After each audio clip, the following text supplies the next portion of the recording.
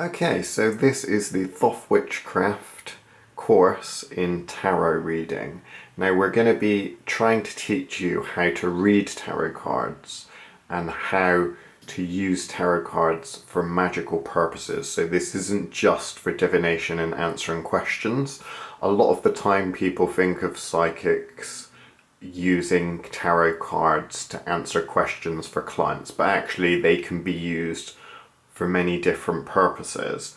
Now the main aim of this course is actually to start helping you to develop your psychic ability.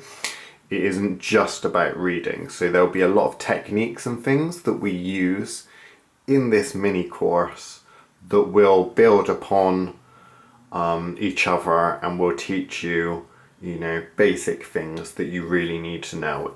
Each exercise might not look like much on its own, but really it's kind of fooling you into learning a skill that you will utilize at a later date. So in terms of what tarot cards are, we've got a couple of examples. So these are all tarot cards here. Now in terms of the tarot history, you can look it up, and I don't want to go into too much detail. I want to actually get cracking with this. So I'll just give you a brief history from an academic perspective. So basically what we always used to have was playing cards, normal playing cards like this. Now the first reference to tarot cards was apparently the Duke of Milan in the year around 1440, I think it was, ordered some special trump cards to be created to add to a normal game, a normal playing card deck. So what we believe someone came up with was what was called the major arcana at the time, which would have looked something like this. Now tarot card decks are divided into two halves essentially. You've got the major arcana and then you've got the minor arcana. So these were the original type of tarot cards that you would have had. They would have been quite archetypal images, such as the Fool, the Magician, the High Priestess, the Emperor, the Hierophant, the Empress, the Lovers, the Chariot, Justice, the Hermit, the Wheel, Strength, the Hanged Man, Death, Temperance, the Devil, the Tower, the Stars, the Moon, the Sun, Judgment, and the World. They're all quite archetypal images. So what basically happened was they created these to add to the playing card deck and create one large deck. Now what tended to happen was that playing cards were often always used for divination purposes. So you'll think of famous instances and stories of gypsies using them, for example, to tell people's fortunes. So playing cards were always used for cartomancy since, I would imagine, their inception. Now with the extra images added to the deck, because these are quite rich archetypal images, not dissimilar from a kind of, I suppose, like the Joker cards that you get in a normal playing card deck. Imagine them as extra jokers.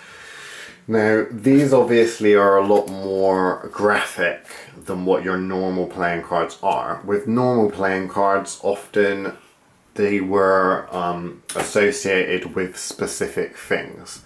In fact, if you want to learn cartomancy and playing cards, that would be a slightly different course, because we don't teach you in the same way to memorize what each card means. We don't work like that. We work by the images because we're trying to use the images to unlock our psychic ability. This course is not going to be designed to get you to memorize a load of cards. We don't believe in doing it that way.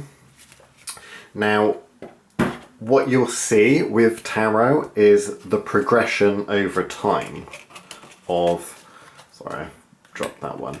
If you look at this card, now obviously there's not a lot going in there. So we have, in order of how they've come out, original playing cards, earlier decks such as the Marcel. You can see what they've done is they've added to the major arcana, the publisher or the people that brought these cards out. They've basically, instead of bringing out a deck of playing cards and then adding these cards, they've made the suits into something that is a bit more, I don't know, I wouldn't like to say occulty, but there's a little bit more imagery in this. So what you can actually do with tarot cards is you can split the minor arcana, so the playing cards, up into suits. Of course, we have suits in this original playing cards, but what they did is they basically remade the suits. They changed them. So what you have now in the normal tarot decks is, of course, you have the major arcana, but instead of adding the playing cards, what they've done is create a couple of new suits to add to the cards. And those new suits are pentacles, which would have been the same as diamonds, wands, which would have been the same as clubs, cups, which would have been the same as hearts, and swords, which would have been the same as spades. Now you can kind of see with the progression of the tarot cards. So if the 6 of spades in normal playing cards, that would be the 6 of wands in the tarot. Now none of that is really essential for you to learn at this point, and you can read playing cards slightly differently to the way that we teach you to read the tarot. And you know, at the end of the day, if you're trying to use the method of memorizing cards and then applying them to the new tarot cards or the different suits of tarot cards, that is one way to do it. I find that it is the way that gives the least amount of information and helps you in the long run the least when it comes to developing psychic ability. Now if you look over time, so you have the earlier decks, what you'll tend to find is the symbology becomes richer. So as people take decks and bring out more and more newer and newer decks, they start to mess around with artistic style, till the point where you get to around the Victorian era, you get the Rider Waite that comes out. Now, when it comes to these kind of iconic cards with, you know, the tarot, the major arcana and the minor arcana, that kind of inspired a lot of people that run secret societies to have a little mess around with them and play with the imagery. So when things like the Rider Waite deck came out, that was created by a secret society that were engaged in a lot of magical investigation, magical arts, witchcraft and magic. And what they essentially tried to do was to hide their secrets within the deck. They treated it almost like a book of shadows, a book of magic. And they would take their magical practices and their teachings and hide it within the imagery of the deck. Now we may be exploring some of that at a later date, in some later parts of this course.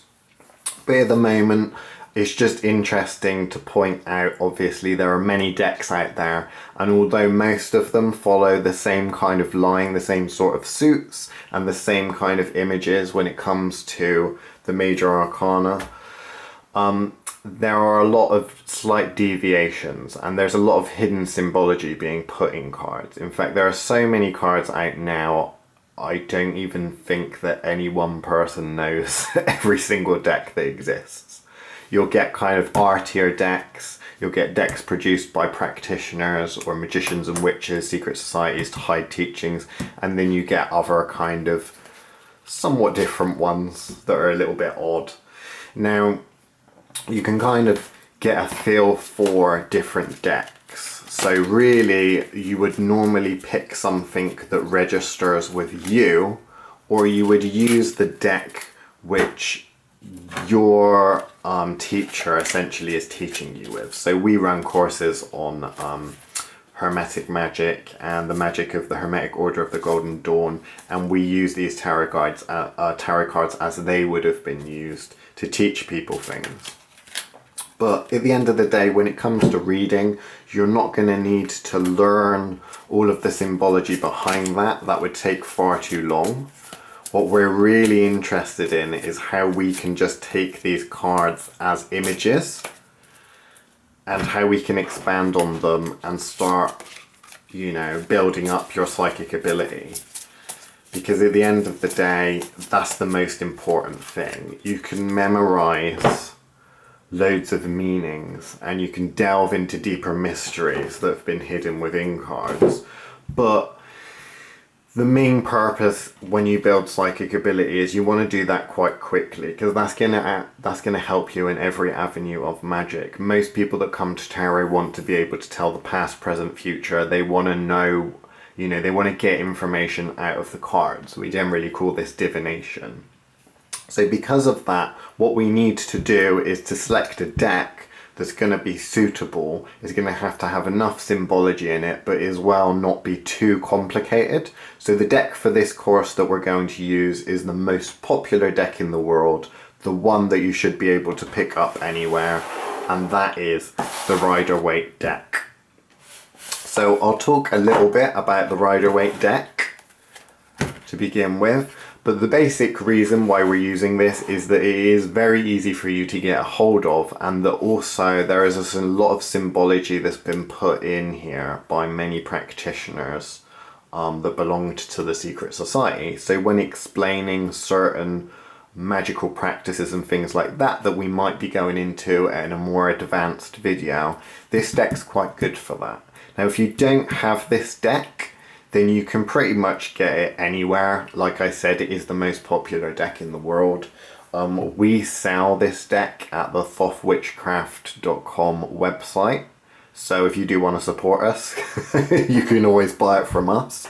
If you go on the thothwitchcraft.com Learn Tarot blog at the bottom, there will be a PDF download. What you can do is download these copies of these cards, print them out, because of course you may not want to invest in a deck yet, or you may not want to wait in order to start practicing with what we're doing now. You know, most of the time you can get things on next day delivery, but you never know. If you want to delve right in and you've got an A4 printer, you can literally just download our templates. They will come out black and white, so what you might want to do is cut them out and then you can start colouring them in, or you could even use them in black and white if you do want to use them in black and white. So with this deck, obviously, like I said, you've got the major and the minor arcana. So I will split up the major arcana and the minor arcana. I need to get to it. So, oops. There we go. So the major arcana starts with the Fool and ends with the World. These ones, of course, you'll go through. So you'll have wands, of course, which is the equivalent of clubs. And then eventually we'll get to cups, which of course is the equivalent of hearts. Going onwards. Blah, blah, blah. And then we've got swords, which is the equivalent of spades. And then lastly is the one that tends to trick people, because the last one, you've got coins, which some people call pentacles. Now in some decks it is literally just coins and pictures of coins. In some it's a coin with a pentacle on it, so some people call it coins, some people call it pentacles. Now you don't have to memorize any of this. You might find it interesting, which is why I've put it in the video. However, what we're going to do now in the next video is we're going to actually start the course, so you're not going to have so much of my waffling. Now the important point is that each video in this series is going to be an exercise, a practical thing that you can do and you should do. And although it may not be obvious why we're doing that, it's going to teach you a skill that we're going to need in order to start using these cards for divination purposes. So don't skip any of the videos, and even if you understand a little bit about tarot and maybe even do tarot readings and things like that, I still do some of these exercises now. A lot of them are designed to be kind of fun, so again, you can play games with them. You can even use the techniques and things like this in order to play games and things like that with friends. So you could do it with a friend. You don't necessarily have to just do it on your own, but it will work even if you just do it on your own. So let's stop this and get right into it with the next video and teach you the first technique that you need to learn.